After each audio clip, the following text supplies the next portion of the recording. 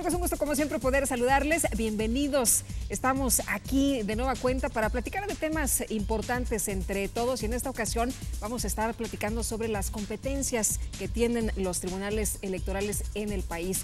¿Qué se dedica pues a cada quien, cómo se trabaja, a quién le corresponde cada cosa, qué resuelven? De esto estaremos platicando esta noche, así que bienvenidos.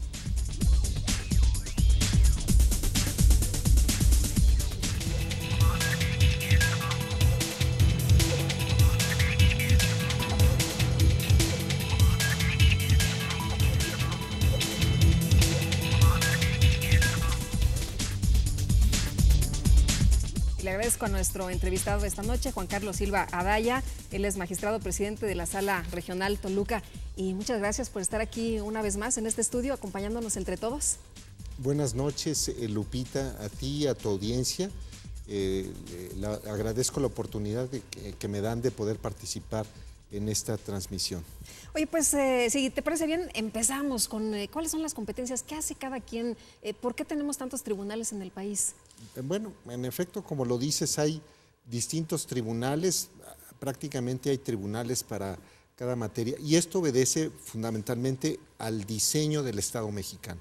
El Estado mexicano es una república federal, por lo tanto hay autoridades federales y autoridades locales. Estamos hablando, si nos referimos a la materia electoral, de 33 tribunales electorales. Un tribunal electoral del Poder Judicial de la Federación, un tribunal electoral del Distrito Federal y 31 tribunales de los estados, de los 31 estados, desde Aguascalientes hasta Zacatecas. Este diseño pues obedece a un proceso de evolución que viene desde, vamos a señalarlo, desde 1986, desde el momento en que se establece el Tribunal de lo Contencioso Electoral Federal. Antes, algunas cuestiones electorales los veía la Suprema Corte de Justicia de la Nación a través de lo que se conocía como el recurso de reclamación, y finalmente esto pasó a un tribunal especializado. Este tribunal se ocupa, que después pasó a ser el Tribunal Federal Electoral, y posteriormente el Tribunal Electoral, que se incorporó al Poder Judicial de la Federación, se ocupa fundamentalmente de elecciones de presidente, diputados y senadores del Congreso de la Unión.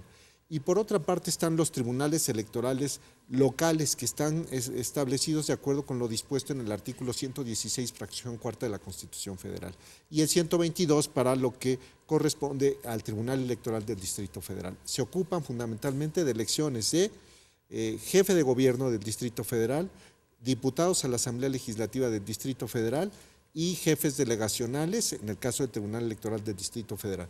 Y en el resto de los 31 tribunales electorales locales, gobernador, diputados a las legislaturas locales y ayuntamientos municipales. También conocen de otro tipo de elecciones que son las llamadas autoridades auxiliares municipales. Ahora, ¿por qué están divididos en salas? Por ejemplo, lo que vemos aquí, la Sala Regional Toluca, que a su vez tiene diferentes estados que revisa y que pues está ordenando algunas situaciones y recibe impugnaciones y en fin, ¿no? Sí, en efecto. Bueno, entonces ya decía, ámbito local y ámbito federal. En el ámbito federal existe el Tribunal Electoral del Poder Judicial de la Federación, con una sala superior integrada por 7 magistradas y magistrados. Actualmente es una magistrada y 5 magistrados, falta designar uno más. Sí. 5 salas regionales que están ubicadas en cada una de las cabeceras de las distintas circunscripciones electorales plurinominales: Guadalajara, Monterrey, Jalapa, Distrito Federal y Toluca, y una sala regional especializada. Las salas regionales que he mencionado se ocupan de cuestiones que están relacionadas con elecciones de senadores y diputados de mayoría relativa. También conocen en una instancia ulterior respecto de las impugnaciones de actos de las autoridades electorales locales relacionadas con elecciones, ya había referido, de autoridades electorales del ámbito local. Y la sala regional especializada es una sala que se ubica en el Distrito Federal y que únicamente conoce de cuestiones que están vinculadas con aspectos relativos a actos violatorios de las reglas relativas a las campañas electorales, campañas políticas, acceso a radio y televisión, entre otras cuestiones. Y que resuelve prácticamente en unas horas, ¿no? En horas, efectivamente, porque pues, todo lo que tiene que ver con los aspectos mediáticos, radio, televisión, spots pautados, propaganda, pues son cuestiones muy dinámicas que precisan de resoluciones muy expeditas. ¿Esta la estrenamos ahora con la reforma electoral? Sí, sí fue establecida a partir de la reforma de 2014, de mayo de 2014. Antes ya existían las salas regionales especializadas, las salas regionales de las circunscripciones electorales plurinominales, de las 5, y hubo un momento en que tenían un carácter temporal, solamente funcionaban durante el proceso electoral. Después, como resultado de una reforma del 2008, ya tienen un carácter permanente y pues ahora tienen una competencia tanto de cuestiones federales como del orden local, pero como instancia ulterior. Hoy tú has trabajado muchísimos años en el tribunal, antes no era el tribunal electoral, vienes de otros procesos. ¿Cómo has visto la evolución? ¿Cómo has visto ahora el trabajo que se hace, la confianza que se ha generado? Nos hablan de que en el tribunal nosotros emitimos el voto y ustedes lo hacen que se respete y lo protegen, ¿no? Sí, bueno, hay muchos mecanismos. Yo tengo 22 años de estar en el Poder Judicial de la Federación y antes Tribunal Federal Electoral. Desde 1996 se incorpora al Tribunal, al Poder Judicial de la Federación. Y bueno, lo que he visto es un proceso en donde ya tomó carta de naturalización lo relativo a que los conflictos que existen entre los candidatos, los partidos políticos, las autoridades, los ciudadanos, siguen un cauce institucional. Se hace referencia a que la cuestión electoral se ha judicializado. Sí. Y esto es mejor porque, pues bueno, antes más se ocurría otro tipo de soluciones, se hablaba más de las composiciones de carácter político, de lo que se identificó como el contencioso político. Sí. Funcionaban los colegios electorales de la Cámara de Diputados y la Cámara de Senadores y eran criterios coyunturales o de oportunidad política los que se seguían para resolver las controversias. Inclusive los partidos políticos, algunos partidos políticos, el Partido Acción Nacional, acudió al control supranacional, la Corte Interamericana de Derechos Humanos, precisamente manifestando que no existía una garantía jurisdiccional para resolver las cuestiones políticas en México. Entonces, esto hizo que se instaurara de manera gradual esto de los tribunales electorales. Primero, en 1990-91, con el Tribunal Federal Electoral, siguieron los tribunales electorales locales en las entidades federativas, y después en 1996 cuando se establece el Tribunal Electoral del Poder Judicial de la Federación. Déjame decirte, Lupita, también a tu audiencia, que también la Suprema Corte de Justicia de la Nación, a partir de la reforma de 1996, conoció de las llamadas acciones de inconstitucionalidad contra leyes en la materia electoral. Entonces, vamos a decir que de esta forma se hizo un esquema integral, tanto leyes como actos, resoluciones y sentencias eran susceptibles de impugnarse a través de la materia electoral. Y esto lo refleja, pues si referimos, por ejemplo, el altísimo número de juicios que se han establecido, fundamentalmente por los ciudadanos, por problemas de credencialización. Vamos a señalar un estimado de más de 90,000 juicios, más los juicios que se han presentado por los partidos políticos. Muy bien, ¿te parece? Regresamos con más de este punto, pero antes vamos a ver este resumen. Le presentamos nuestro resumen de actividades en el Instituto Electoral del Estado de México.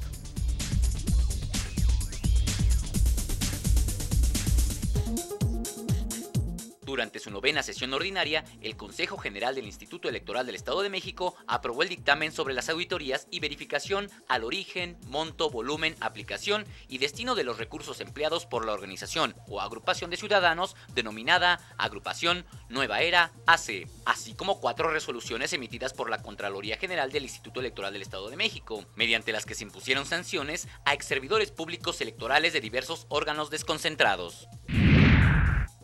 Con un amplio y novedoso temario para realizar el estudio, reflexión y análisis de los procesos sociopolíticos que se generan en el Estado de México, el Instituto Electoral del Estado de México invita a participar en el 18º Certamen Estatal de Investigación y Ensayo Político, bajo las modalidades de tesis de posgrado, tesis de licenciatura o con una presentación de un ensayo político. El plazo vence el 9 de octubre y la convocatoria se puede consultar en la página de internet iem.org.mx. Toda vez que conforme a las bases de la convocatoria fueron publicados con oportunidad los folios de los aspirantes aceptados para cursar los posgrados que imparte el Instituto Electoral del Estado de México en su Centro de Formación y Documentación Electoral, se dio continuidad al procedimiento de inscripción para estar en condiciones de iniciar con los programas de la 7ª promoción de la Maestría en Derecho Electoral y de la 5ª promoción en la Maestría de Administración Electoral del Instituto Electoral del Estado de México.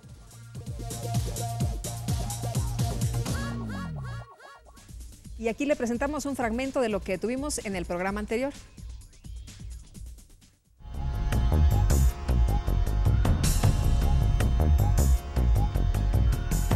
En nuestro programa anterior platicamos con el doctor Gabriel Corona Armenta, consejero electoral del IEM, quien nos comentó sobre la elaboración del libro blanco del proceso electoral y las ventajas que le ofrecerá a la ciudadanía para estar mejor informada.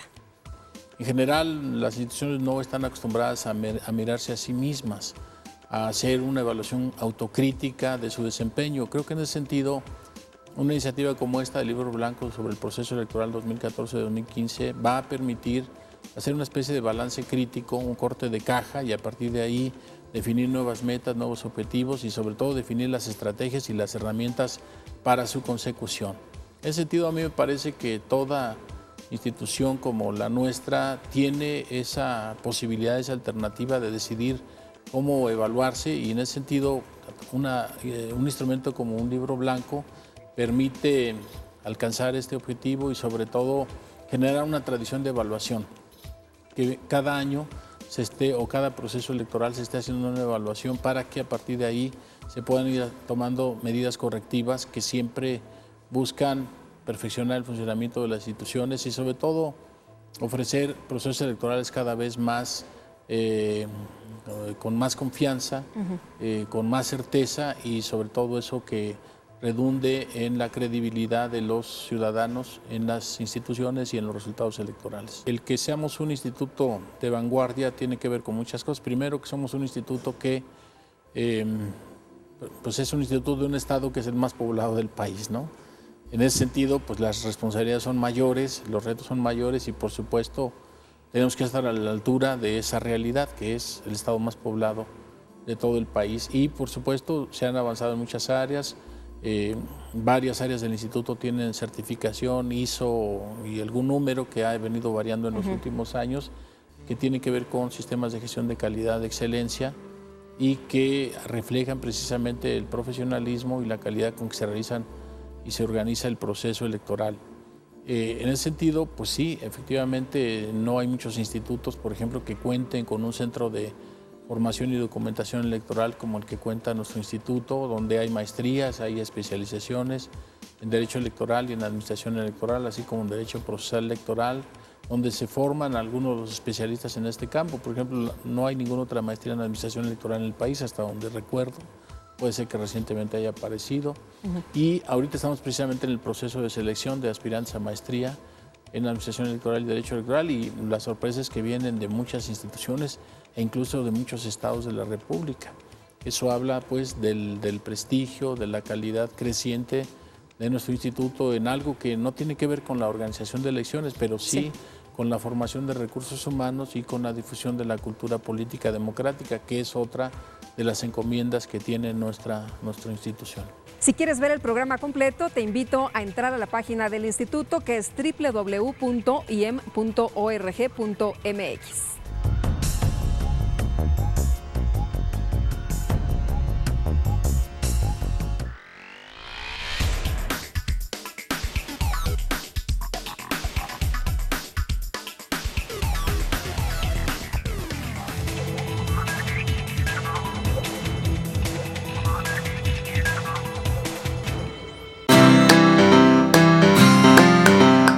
que te tomaste el tiempo. A ti que participaste. A ti que nos diste tu confianza. A ti que te informaste para ejercer tu derecho. A ti que decidiste para hacer del 7 de junio un día especial. Y te diste un tiempo para el futuro de nuestro estado. A ti que votaste. Gracias. Hay decisiones que solo dependen de ti. IEM, Instituto Electoral del Estado de México.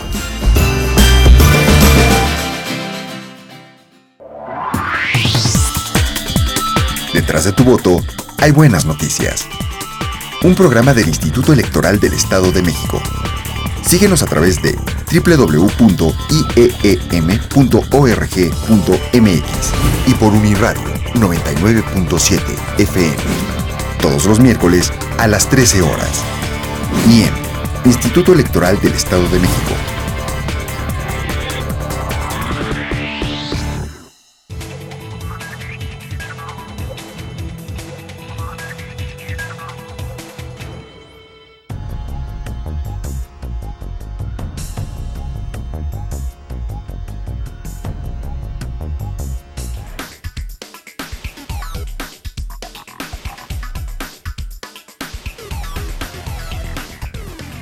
Para que exista la igualdad entre las personas, sobre todo que exista la democracia y la libertad y que se pueda ejercer esa libertad en sus casas y en donde viven, ¿sí?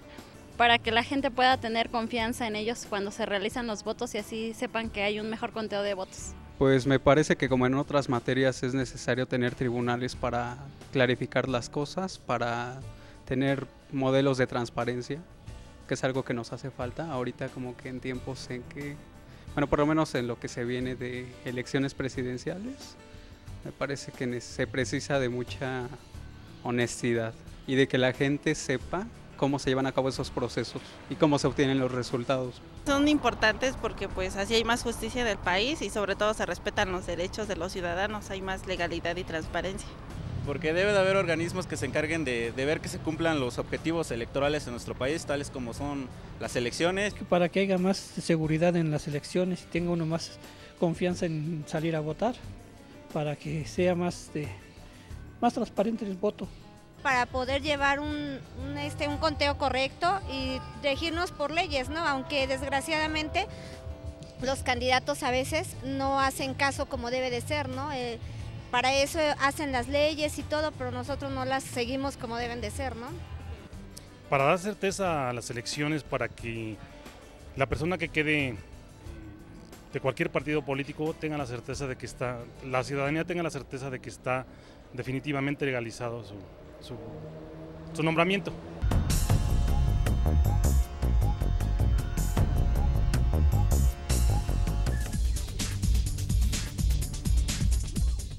Estamos de regreso, muchas gracias a usted que continúa con nosotros y nos hablabas de este trabajo tan importante que tiene el tribunal, Juan Carlos, de proteger el voto de los ciudadanos.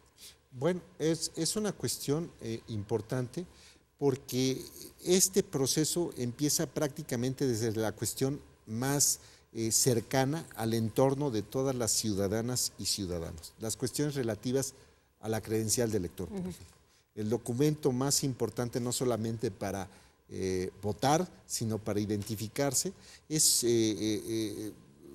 resultado de una actuación por parte de la autoridad administrativa electoral, antes Instituto Federal Electoral, ahora Instituto Nacional Electoral, como resultado de esta reforma del año 2014.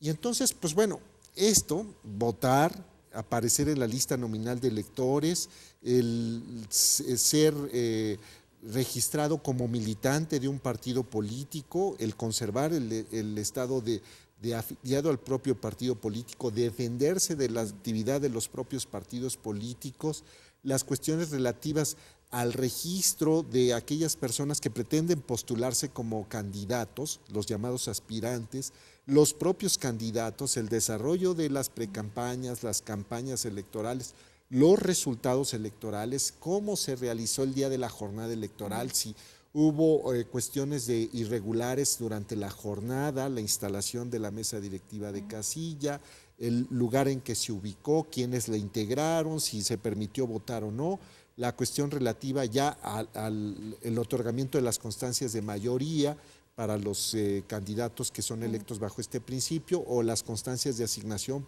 para aquellos que son electos bajo el principio de representación proporcional, la cuestión relativa ya que ocupas el cargo, el que se te respeten los derechos inherentes al mismo, como síndico, regidor, presidente municipal, diputada, diputado, en fin, son cuestiones muy importantes, o todo lo que tiene que ver con los partidos políticos. Si un partido político o una organización solicita su registro como partido político, si presenta sus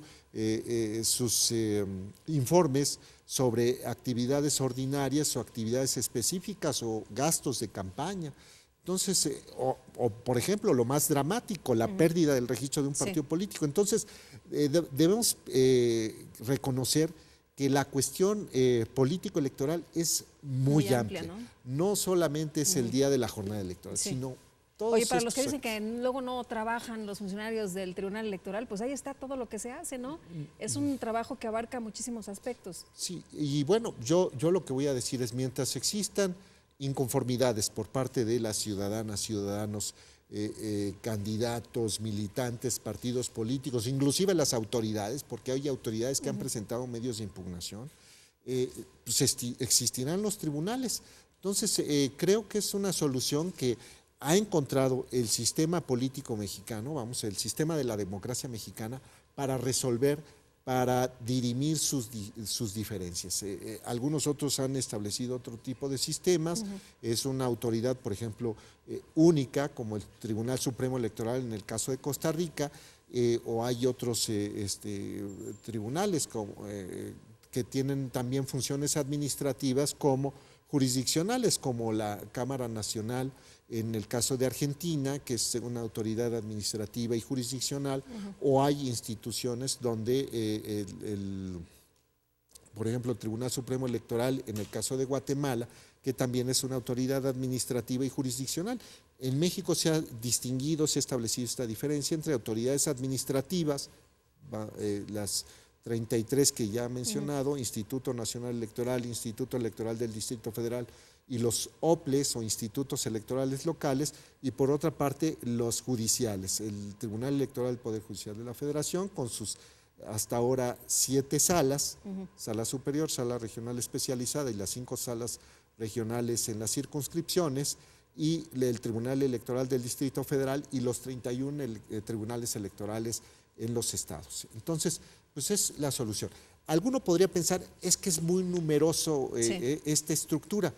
Yo lo que te debo decir que no es así. Tengo noticias que, por ejemplo, hay institutos que tienen apenas 12 personas como servidores públicos permanentes, y solamente con el proceso se incrementa un poco más. Por ejemplo, en el Tribunal Electoral del Estado de Michoacán, tengo entendido que son 60 personas las que trabajan de forma permanente y solamente durante el proceso electoral. Una situación similar es en el caso de los tribunales, y te debo decir, alguno podría pensar, bueno, es una burocracia muy amplia, son muchos medios de impugnación, cómo saber qué medio de impugnación vamos a presentar, o es una instancia estatal. Para que no haya confusión, ¿no? A ver quién resuelve o quién se encarga. Sí, bueno, pues lo que se ha hecho por parte de los legisladores, el constituyente y los tribunales es flexibilizar los requisitos que aparecen. Es decir, lo único que hay que saber fuera de los asuntos laborales es cuál es la autoridad que me está lesionando o agraviando, ya sea partido político o bien instituto electoral local o tribunal electoral local, porque el medio de impugnación se presenta ante ellos. Es cierto, tienen muchas denominaciones, que a veces juicio electoral, juicio de inconformidad, juicio para proteger los derechos político-electorales del ciudadano local, en fin, juicio de revisión constitucional electoral, muchísimos, ¿no? Nada más en el ámbito federal son aproximadamente 9 distintos medios de impugnación con distintas denominaciones, pues es bastante. Pero lo que se ha concluido por parte de los tribunales electorales, fundamentalmente la Sala Superior, es que solamente hay que presentar el medio de impugnación ante la autoridad responsable. Si uno se equivoca y lo presenta ante una autoridad que no corresponde, esta autoridad tiene la obligación de remitirlo de forma inmediata a la autoridad que va a tramitar el asunto. La tramita y después lo envía a la autoridad que va a resolver. Es decir, el ciudadano, el actor, el demandante, el recurrente, solamente debe presentar su medio de impugnación y tener la seguridad de, independientemente de cómo lo denomine, nosotros tenemos que analizar el medio de impugnación, el escrito, y darle el curso que realmente corresponde. Esto es lo que se conoce como la suplencia en la deficiencia de la expresión de los agravios en la demanda. Inclusive es una suplencia total, tan amplia como aparece en la Ley General del Sistema de Medios de Impugnación y se da en otro tipo de materias, y me atrevería a afirmar como ocurre en la penal o en la agraria. Oye, te quiero preguntar, ahora que nos estás mencionando todos estos temas, te quiero preguntar sobre cómo les fue en el pasado proceso electoral del 7 de junio con nuevas figuras. Nos hablas de los medios de impugnación, pero se agregan nuevas figuras y también si hubo impugnación en todas estas. Estamos hablando de los candidatos independientes, por ejemplo, estamos hablando de paridad, ¿cómo les fue ahí también en ese asunto? Si te parece bien, por lo pronto, con esos dos. Bueno, pues lo que te debo decir es, existe pues una necesidad de dar mayor precisión en las reglas que se están aplicando para el caso de las candidatas y los candidatos independientes, sobre todo para que se permita que puedan obtener sus registros. Fundamentalmente tiene que ver con los requisitos para poder aspirar como candidatos independientes y obtener el registro. Hay cuestiones que no dependen enteramente de las autoridades electorales, sino, por ejemplo, de instituciones bancarias para obtener una cuenta y entonces y que a través de esta cuenta se manejen los recursos que van a apoyar al candidato o a la candidata independiente. Entonces, los tiempos de las instituciones bancarias no son los tiempos de la materia electoral, que son muy dinámicos. Y lo que te debo expresar es que autoridades electorales administrativas como jurisdiccionales reconocieron esta situación problemática y coadyuvaron para que se les facilitaran estos aspectos en el caso de los candidatos independientes. Y la otra cuestión que viene relacionada con la paridad. Con la paridad. Pero si me permites, hacemos una pausa rapidísimo y regresamos con este tema que pues trae muchísimos ejemplos, ¿no? Y tiene muchas cosas que ustedes vieron en los diferentes estados de la Sala Regional Toluca. Regresamos, no se vayan.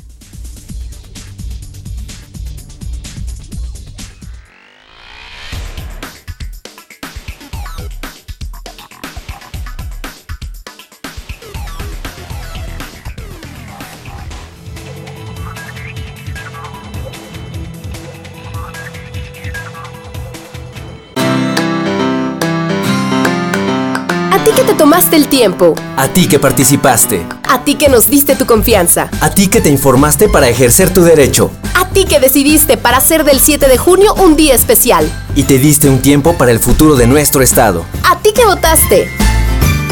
Gracias. Hay decisiones que solo dependen de ti. IEM, Instituto Electoral del Estado de México.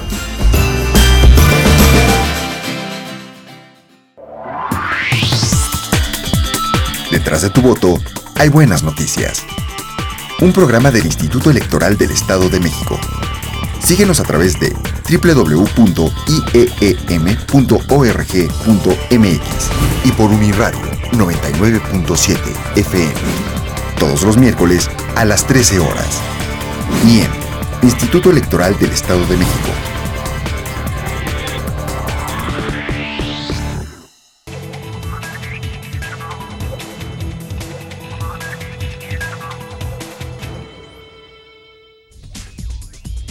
Bueno, el tema de las mujeres 50-50, cómo se conformaron las listas y esto de la paridad, como nos dicen ahora, horizontal, no nada más para unos cargos, sino para todos, Juan Carlos. Bueno, quiero mencionar que podría comenzar con la conclusión.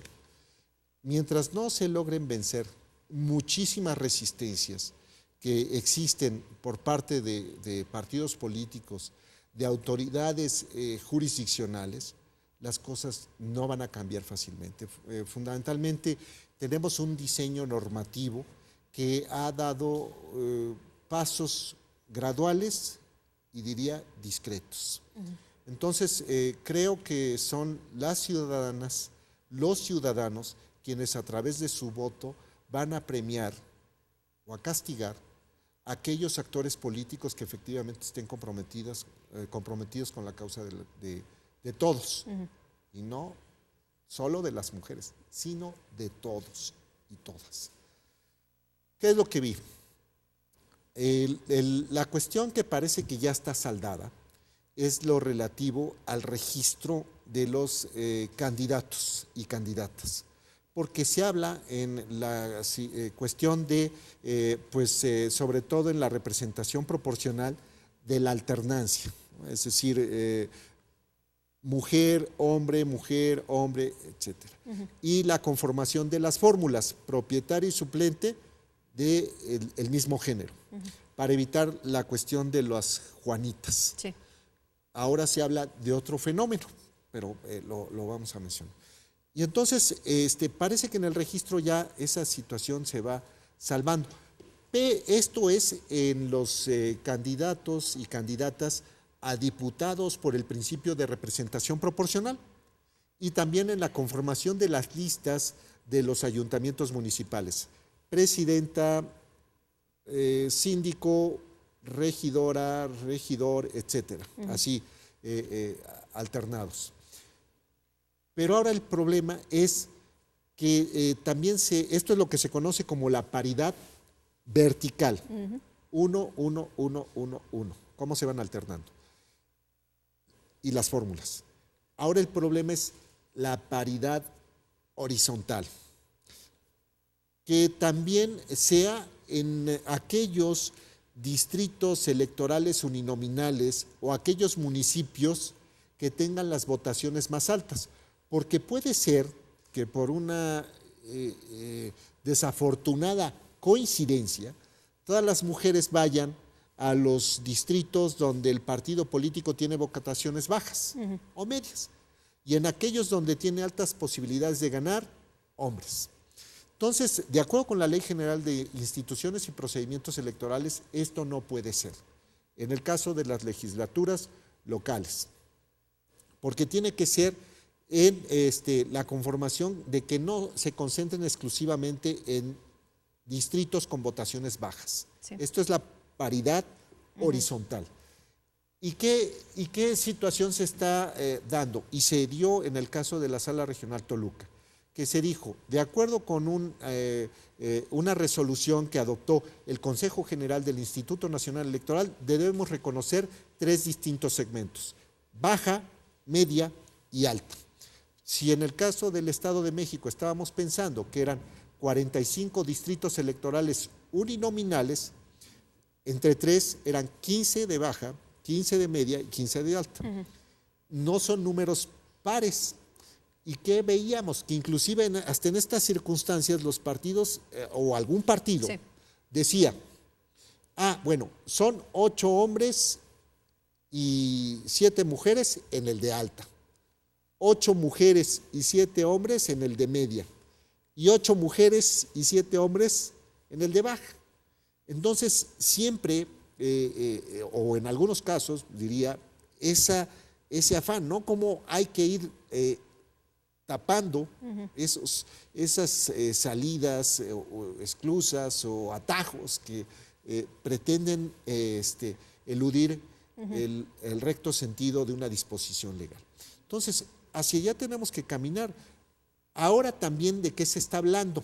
Y son medios de impugnación que están pendientes de resolverse ante distintas jurisdicciones: Tribunal Electoral, Sala Superior, salas regionales.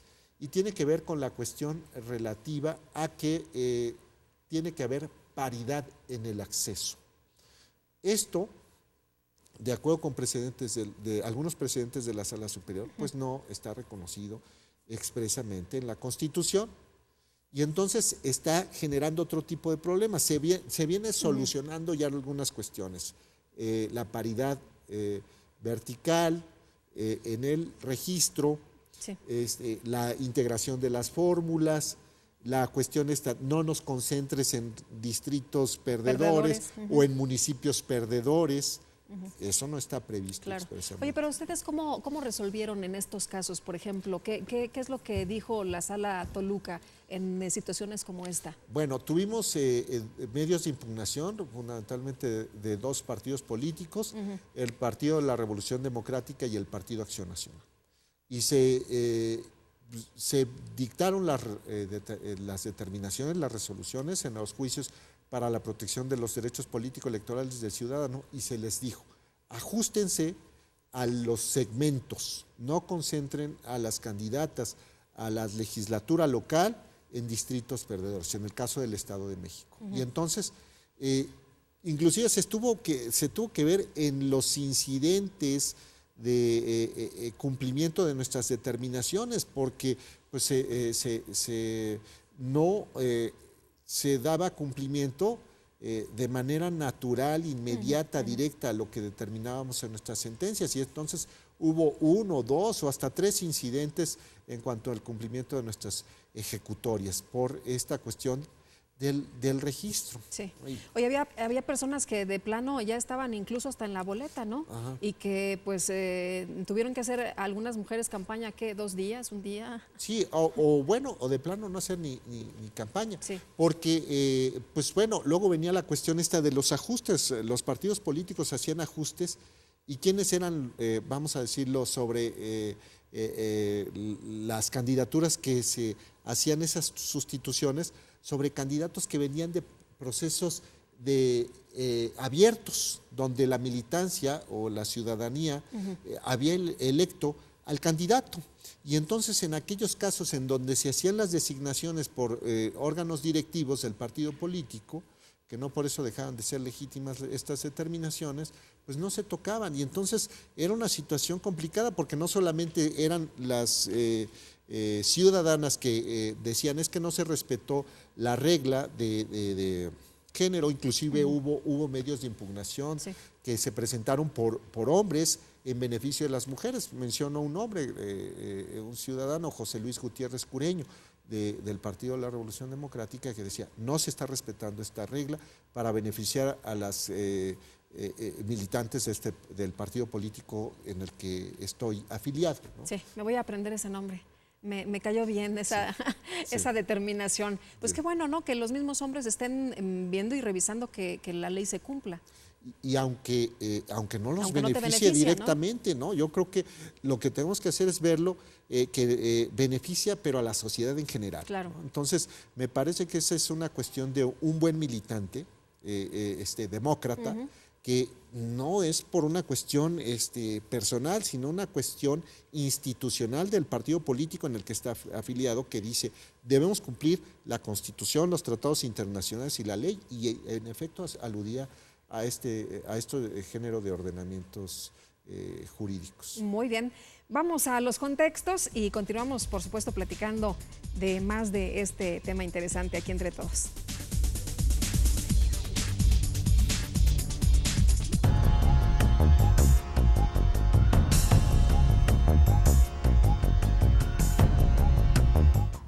Una transparencia dolorosa del doctor Rolando Barrera es un libro que, bueno, consta de 6 capítulos.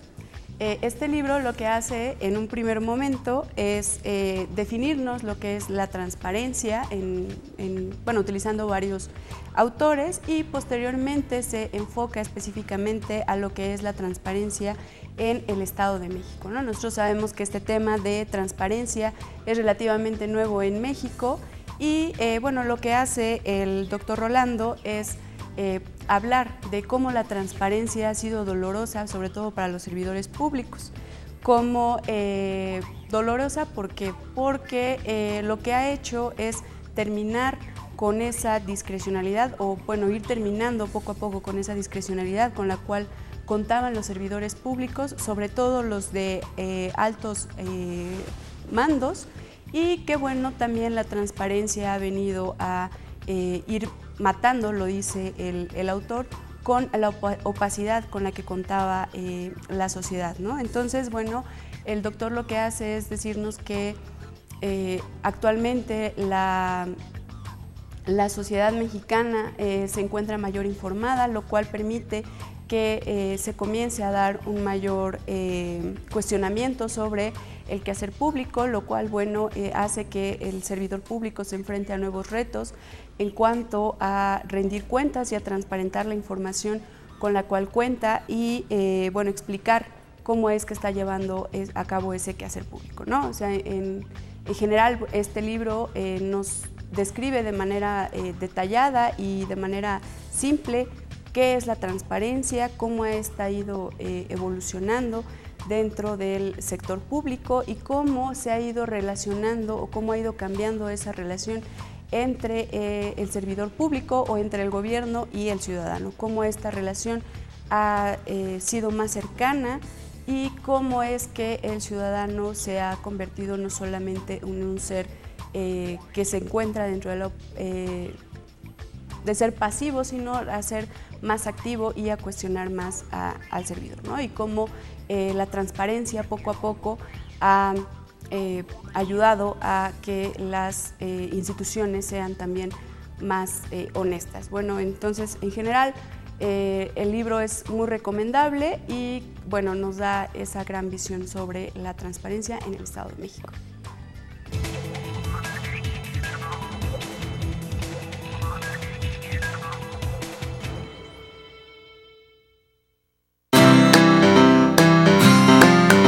A ti que te tomaste el tiempo. A ti que participaste. A ti que nos diste tu confianza. A ti que te informaste para ejercer tu derecho. A ti que decidiste para hacer del 7 de junio un día especial. Y te diste un tiempo para el futuro de nuestro estado. A ti que votaste.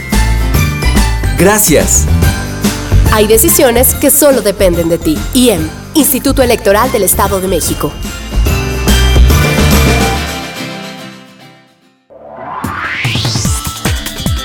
Detrás de tu voto hay buenas noticias. Un programa del Instituto Electoral del Estado de México. Síguenos a través de www.ieem.org.mx y por Uniradio 99.7 FM. Todos los miércoles a las 13 horas. IEM, Instituto Electoral del Estado de México.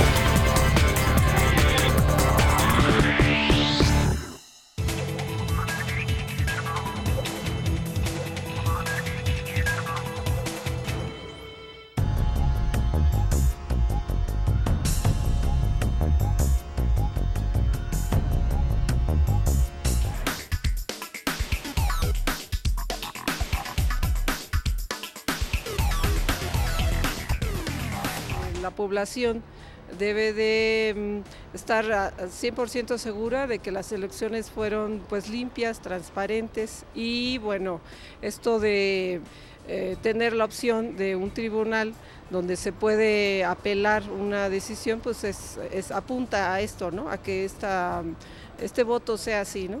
Para que nosotros podamos ejercer nuestro voto y hacer cumplimiento a lo que queremos realmente. Porque son los que dan fe de la legalidad de los votos que en las votaciones que son cada 3 años, cada 6, federales, estatales o municipales.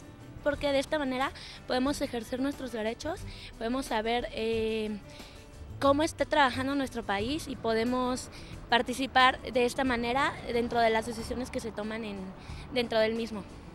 Pues pienso que debe de existir una autoridad o una institución que nos pueda apoyar en nuestras elecciones.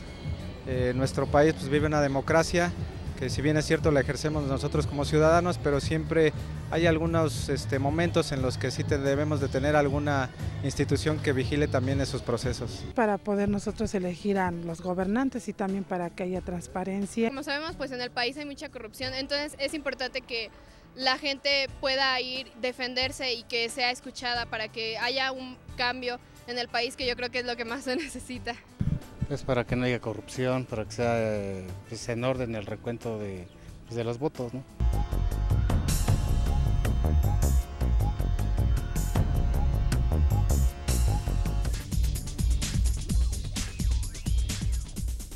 Continuamos entre todos y Juan Carlos, prácticamente estamos en la recta final de este programa, pero faltan todavía muchísimos temas. Te quisiera preguntar sobre esta experiencia que se ha tenido con la nueva reforma electoral, ¿tienen que cambiar algo? ¿Tienen que cambiar algunas reglas? ¿Tienen que ser diferentes, más transparentes? ¿Tú cómo ves? Bueno, creo que deberían establecerse fundamentalmente algo muy actual. Reglas para la aplicación de las fórmulas de representación proporcional en el caso de legislaturas locales. Así como existe un artículo 54 en la Constitución Federal que aplica para la Cámara de Diputados del Congreso de la Unión, debería de existir un desarrollo más puntual en cuanto al caso de las legislaturas locales. Hasta ahora solamente existe la cuestión esta de lo del 3% para la asignación en lo que se ha llamado por razón mínima y los límites a la sobre y subrepresentación del 8%. Pero es una, vamos a decirlo, una selva semántica de conceptos, votación total, votación estatal, votación efectiva, votación emitida, cociente natural, cociente ajustado, resto mayor y infinidad de expresiones que tienen una connotación técnica, pero que su variación implica para muchos partidos políticos 1 o 2 o 3 diputaciones más. Y esto también en algunos casos se traduce en situaciones dramáticas porque lo que se está disputando es la mayoría de la legislatura local. Eso por una parte. Otra cuestión que me parece que también tiene que modificarse es lo llamado la cuestión esta del transfugismo. Es decir, candidatos militantes que contienden originalmente en una fuerza política, no ganan, después obtienen el registro por otro partido político y después, tanto en los procesos internos, ya en lo que es la campaña regular, y después, ya que resultan electos, en lugar de irse a un grupo parlamentario por el cual resultaron electos, se van a otro grupo parlamentario. Entonces esto tiene que ver no con una situación, desde mi perspectiva, que proteja a los partidos políticos, sino más bien que proteja un principio de lo que podríamos identificar como lealtad hacia la militancia, hacia los comilitantes. Es decir, ellos coadyuvaron para que tú resultaras electo, lo que esperan de ti es lealtad con el lema, con el partido político, pero es más, no sobre la membresía, sino sobre aquellos que posibilitaron tu triunfo. Y otra cuestión es reglas más claras en cuanto a los convenios de coalición y a los de candidaturas comunes, sobre todo en la cuestión relativa a quienes se va a reconocer como curules para un partido político, pero en función de una militancia efectiva. Porque ahora pues ha habido un manejo, y yo solamente voy a repetir algo que ya he visto en los medios de impugnación.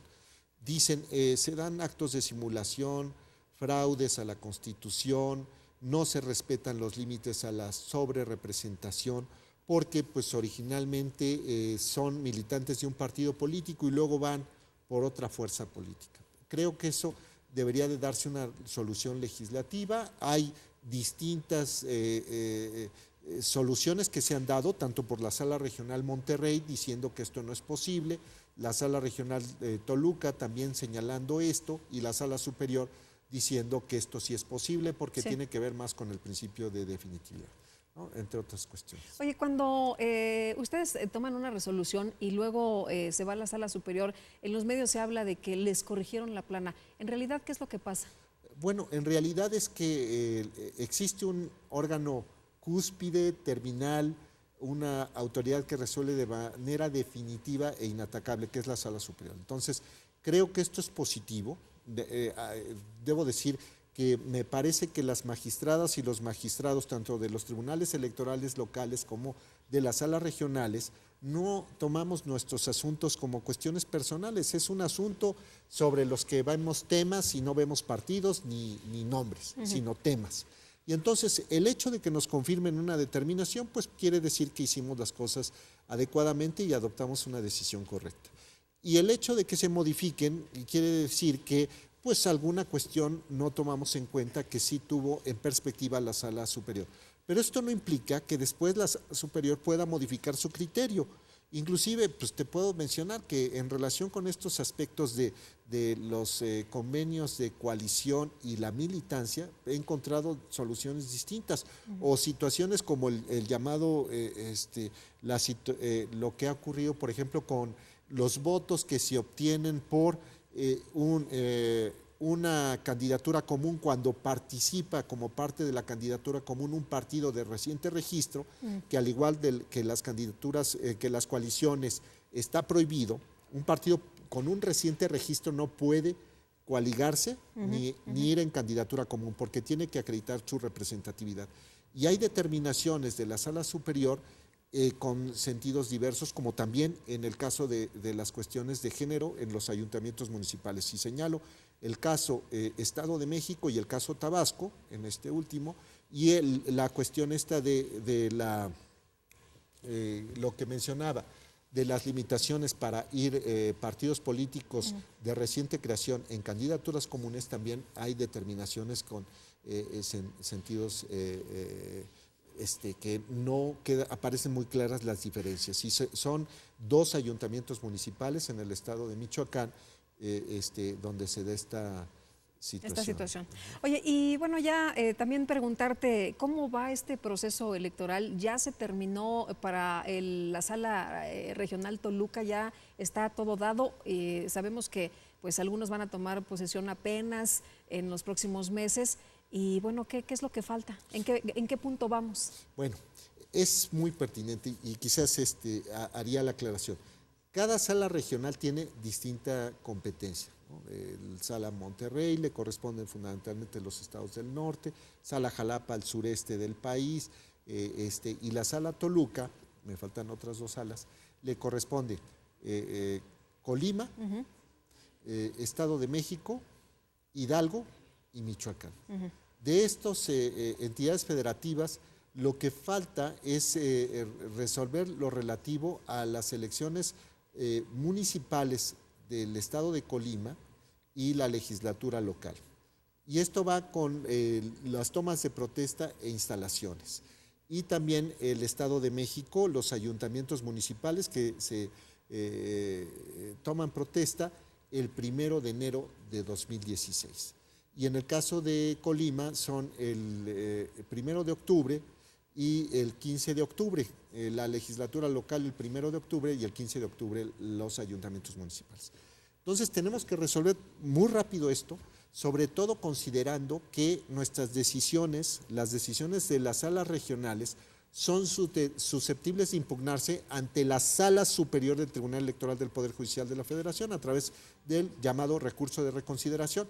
Entonces tenemos que resolver mucho antes para que los justiciables, si es el caso, puedan acudir al recurso de reconsideración. Tienen 72 horas y luego más el plazo que existe para enviar el medio de impugnación y la Sala Superior que pueda resolver oportunamente. Entonces, pues lo que falta pues es mucho trabajo, son 10 ayuntamientos municipales en Colima, la legislatura local, 25 legisladores, mayoría y representación proporcional, y los 125 ayuntamientos municipales del Estado de México, cuyos medios de impugnación todavía los está conociendo el Tribunal Electoral del Estado de México. Muy bien, pues magistrado, muchas gracias por haber platicado con nosotros, por haber aceptado la invitación para platicar de este tema.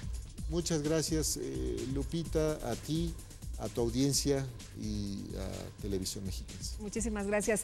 Y gracias también a usted por habernos acompañado. Que la pasen todos muy bien. Buena semana.